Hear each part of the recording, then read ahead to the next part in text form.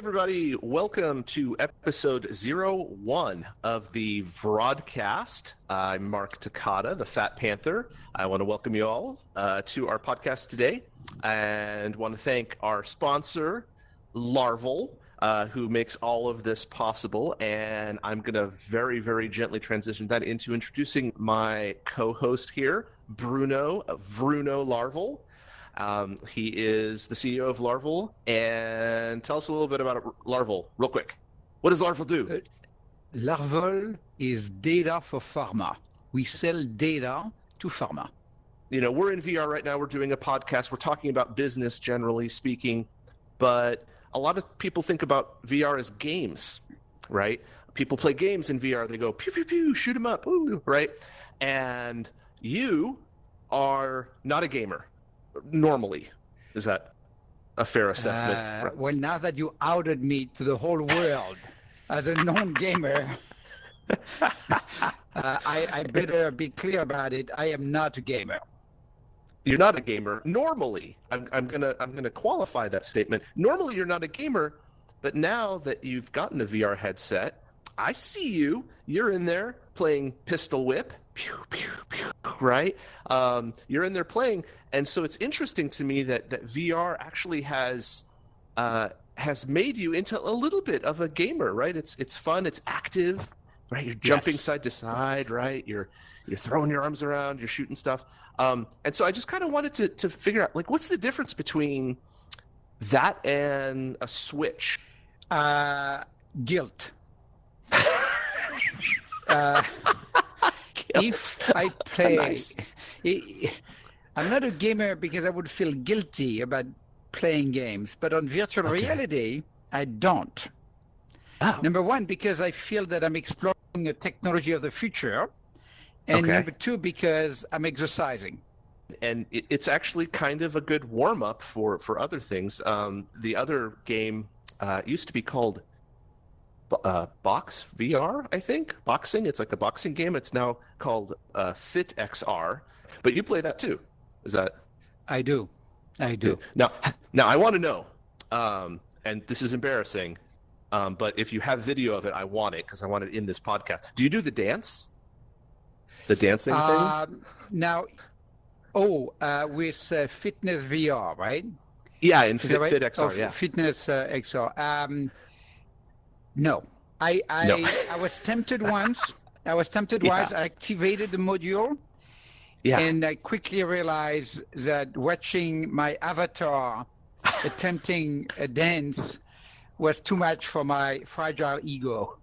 I love it. So I quickly exited the module. Yeah. Off. Oh my God. So full disclosure, I did the exact same thing.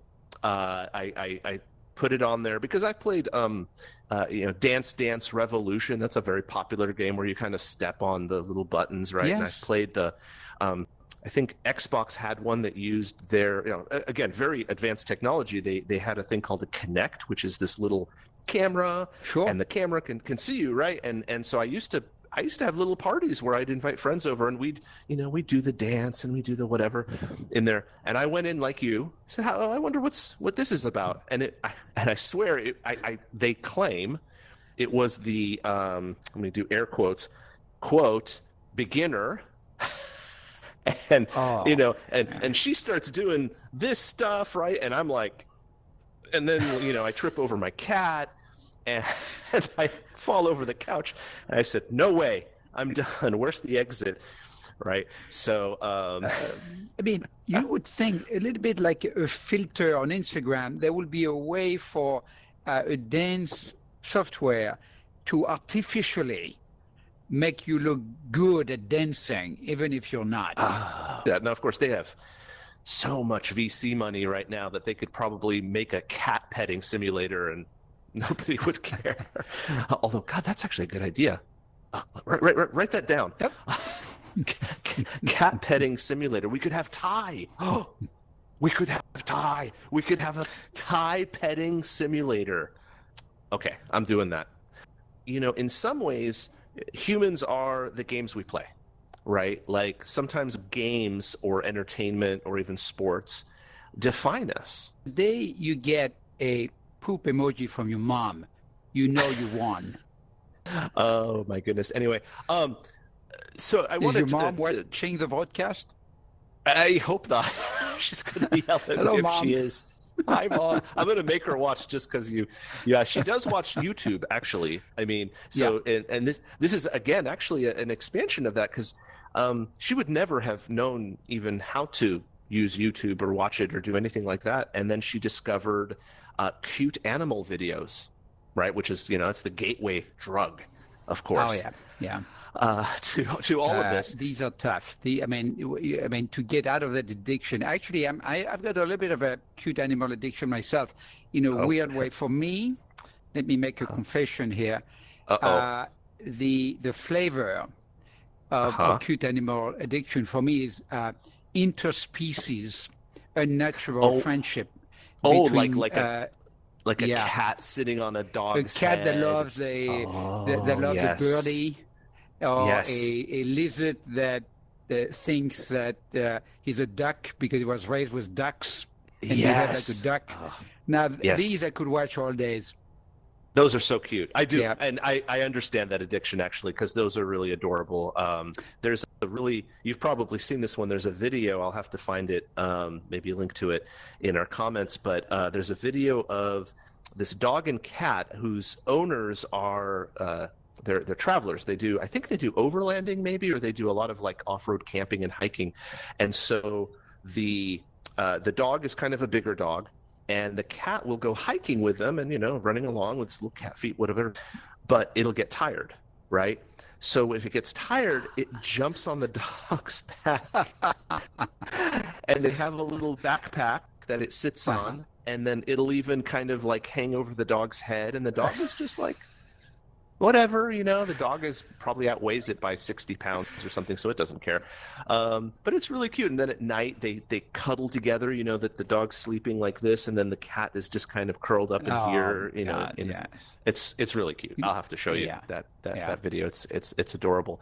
And tell you, in terms of addiction, of course, the internet and VR connected soon is going to be the same. Soon, actually, everything will be VR or XR, AR. AR, yes. And by the way, I cannot pronounce R's.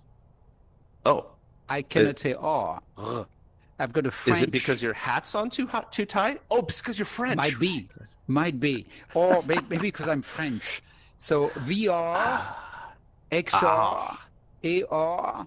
If I say that to Siri, well, because you're used to my accent, perhaps. Well, that's true. So, in theory, I cannot work in VR. I cannot pronounce it very easily. Yeah. Yeah, you work in I can't even do it because I'm not French. Yeah. VR. I think I should be protected under ADA from that situation, actually. What we should do is we should have someone here from Spain to make up for it, so he could roll their R's beautifully. Oh, it cancels out. It. That's right. It could cancel out. You take a French accent and you take a Spanish accent, it cancels out maybe and becomes an American accent. There we go. VR. And then you wouldn't need me anymore. No. That would be sad. But I wanted to say something else about addiction. Yes, right? okay. We talked about addiction with cute animals. Yes. And addiction, we know, is a big part of the engine behind the internet. Yes, all kinds of addictions. We won't get into anything unsavory, but let me mention TikTok. Yes. TikTok. Yeah. I'm developing a big TikTok addiction as we speak. I'm developing. So a big TikTok tell addiction. me about that. So what does that look like? Yes, I want to. I need to talk about it. Well, TikTok, the algorithm wins because you don't even need to like a video. Unless you skip the video very quickly, TikTok knows you liked it. Oh, right? That's so sneaky. You cannot. So whatever you do, TikTok knows more than you know consciously what you like to watch. Oh my goodness. And it takes very short amount of scrolling before TikTok knows what you like to watch. I had no idea. It's remarkable. It's really remarkable. So the algorithm has won essentially, and it's really incredible and scary how quickly TikTok knows what you like without telling TikTok what you like, and feeds you more and more of it, right? Wow. And so it doesn't even feed it based on the meta tag of that video. It just say, well, other people who like that video, you will like the same videos, right? And so there are all kinds of things. So I'm mostly watching TikTok for business content. I would listen to some old Steve Jobs videos or, some Elon Musk videos. But I noticed that if I look at a couple of non-business related video, let's say there is all of a sudden a dancing video, and I stay a few seconds too long on it, TikTok starts feeding me similar dancing videos. Oh, you're I don't need to like it. Me. I don't need to comment on it. He knows that I'm spending a few more minutes seconds on it. Yeah. And then it's a loop of ever-ending dancing videos. So I need to avoid any dancing videos, otherwise it keeps feeding it to me. Well, so now that's an interesting. But that's an interesting algorithmic. So there's a question there that I have about that, because if what you're basically saying is it shows, it might give you kind of a random, oh, here's a dancing video, let's see if he likes it, right? And it turns out you maybe like it, right? You spend a little time watching it and then you move on. So algorithmically, what it might then say is, okay, let's see if we give him like 3 more, if he spends time on those. Now, my question is, do you? Or do you just say, oh, no more of those, I don't want those, right? Because if you do watch them, well, then you're right. It won. It knew you better than you know yourself. But if you don't watch them, then the algorithm should quotes say, well, I was wrong.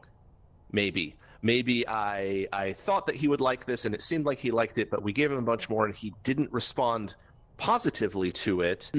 Let's not show him those anymore. Let's find something else. Maybe, a car repair video or something, and see how that's how I would think it would respond. But is that right? Is that what's happening, or is it just saying you're going to like? It adjusts remarkably quickly to the pattern of watching. Like in a few videos, it already changed the mode. Maybe the algorithm thinks, at the end of the day, Bruno at the end of the day shifts from listening to some Elon Musk interviews to car chases or animal videos.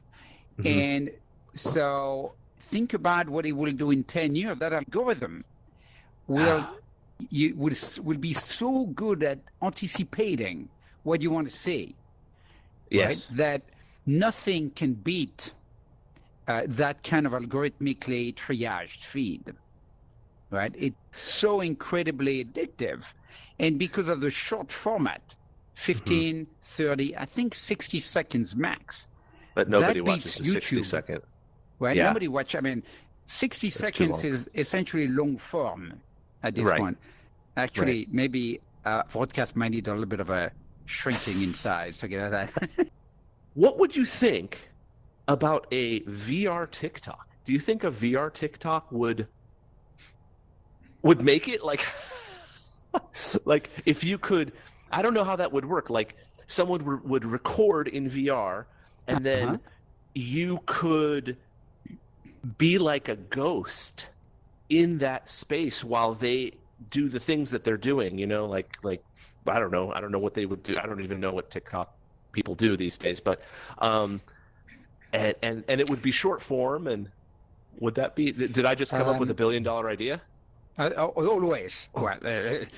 Each time we talk, there's $2 or $3 billion ideas that comes, by the way. Perfect. And I know you mentioned Bayesian earlier.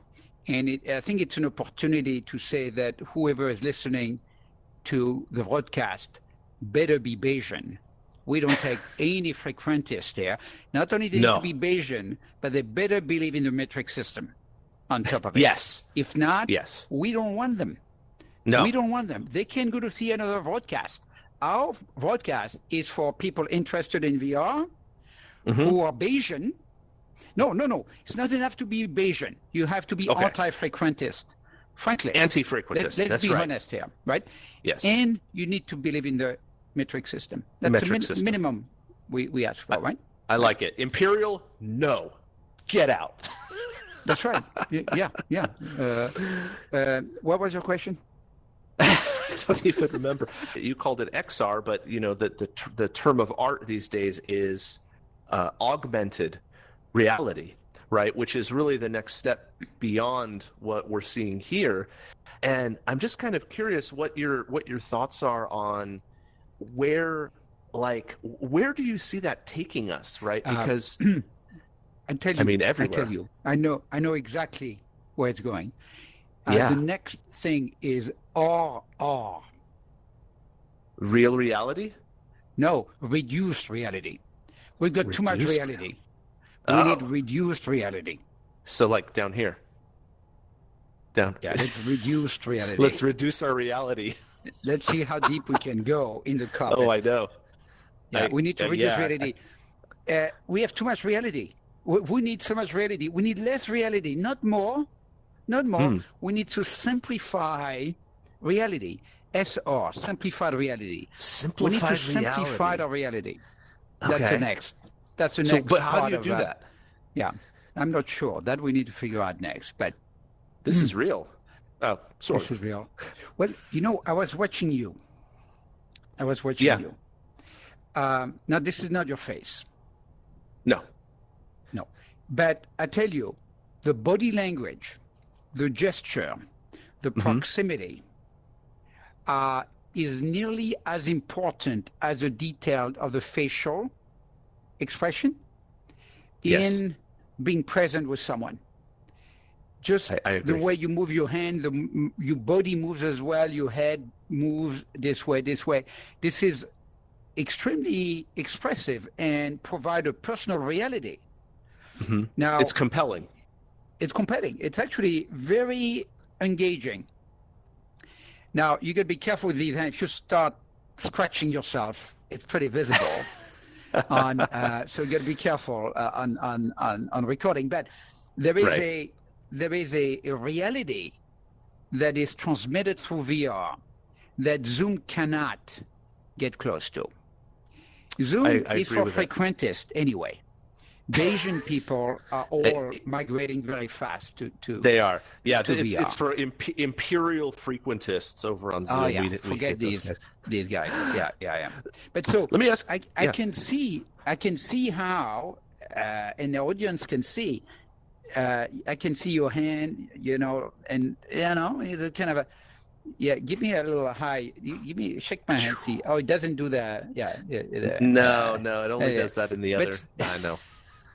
Different environment, but still, it's rich. It's a rich engagement, and as we said before, soon the face is going to be not only as expressive as our face, but it could get enhanced expressivity.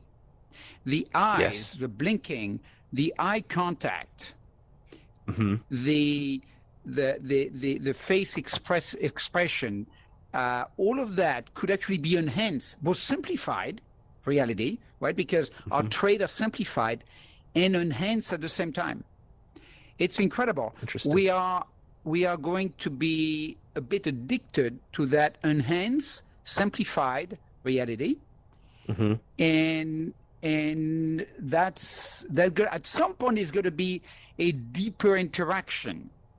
But we already read about people falling in love in virtual reality who will never get together, meet, or stay together in real life.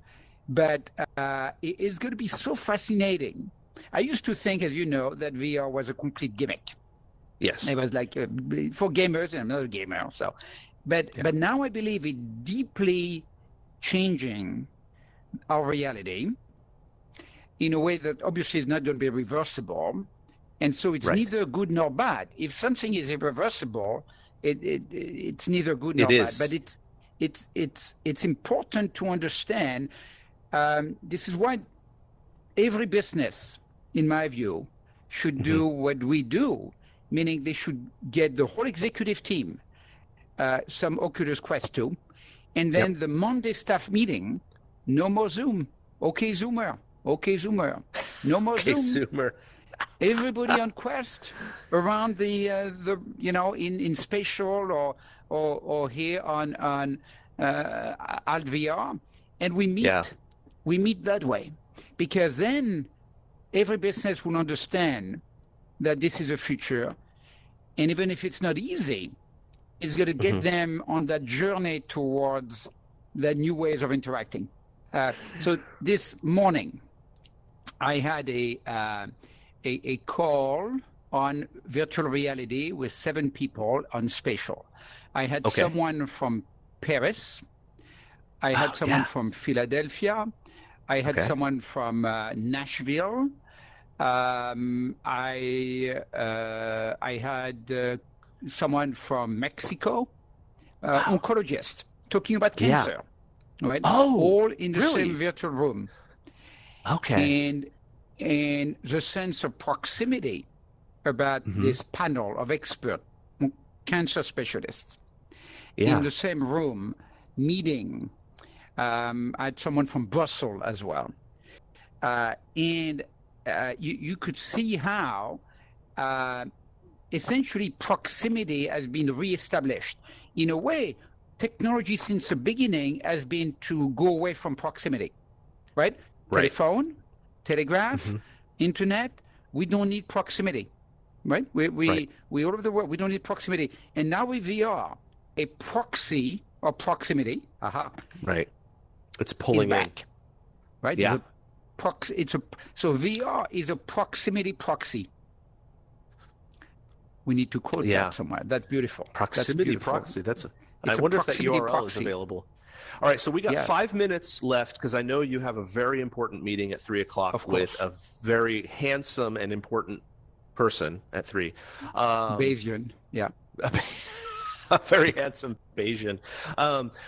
So I think for next time, what I really want to get more into is this concept of bringing people in and using VR as what's called serious games. So your homework is to do a little bit of research on the concept of serious games. It's something very. I don't know if have you heard of this before? No. And I Good. love it. Serious Good. reality. I love it. Serious reality. It's something that is it's still nascent. It's still growing, and VR has actually been a part of it almost since the beginning. And I'll give you just a real quick example of what a serious game can be, but I still want you to look it up. So if you're scared of spiders, right? I So am actually. Okay. So this is Yeah. perfect. So, but you're probably not to the point where if you see one, you go hide or cry or something. I Wow. mean, I am, but maybe you're not. So, if you are phobic, being afraid and being phobic are two different. People use the term phobia sort of loosely, but really, the clinical definition of phobia is that it can stop you from functioning because of the level of your fear. So, normally a way that you can get over a phobia is to expose people to the thing that they're scared of, but very slowly, very Yes. right. But it's hard to do that with some things, right? If you have tiger phobia for something, for example, right, which I don't know why people would not love tigers, because tigers are amazing, panthers too, but you can't just have a little bit of tiger, right? It doesn't work that way. You can't bring like a tiny tiger. I mean, I guess you could have a baby tiger, but with VR you can. With VR, that tiger you can make it do anything you want because it's not real necessarily. It can be small. And you can expose people in a very controlled, slow way to their phobias. So like spider. So this has been a thing. There is actually a virtual reality arachnophobia program that's been, I mean, maybe 15 years. It's very old. They used very old VR technology to do it, and essentially it would be just like that. They'd be in a room and there'd be like a big glass wall in virtual reality, and maybe there'd be a spider way over there, right? And so you'd feel okay. You'd be okay. It's far away. It's okay. None of it's real, so you're okay anyway. But and you'd get closer and you'd get closer, and at the final thing, the spider would be in your hand, and you could pet it, right? But again, it's fake. It's not fake. It's virtual, and it really did work. Huh. It actually got people to go from being phobic to maybe being a little anxious, and that's okay. You can be anxious about spiders. You probably should, because, they'll bite your ass. Yeah. So anyway, so do some research on that. We'll talk about it next time. Yeah, I think let's call episode 01 done. High five. High five. Yeah. Not